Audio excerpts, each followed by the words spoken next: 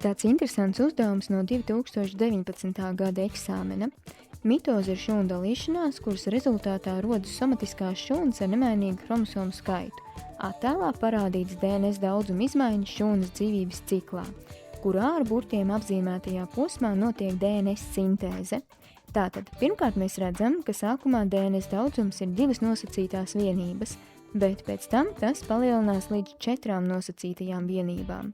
DNS sintēze nozīmē, ka DNS daudzums palielinās, jo notiek DNS replikācija.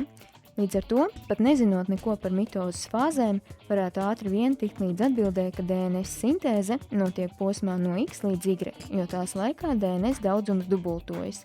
No 2 nosacītajām vienībām esam ieguvuši 4. Ko nozīmē pārējie posmi? DNS sintēze ir daļa no interfāzes.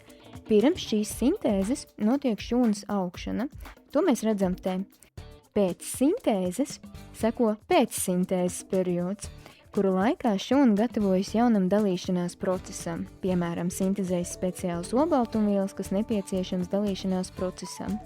Bet pēc tam seko pati šūnas dalīšanās. Šajā gadījumā tā ir mitotiska dalīšanās, kuras rezultātā izveidojas 2 identiskas meitšūnas, un DNS daudzums katrā meitšūnā atkal ir 2 nosacītās vienības.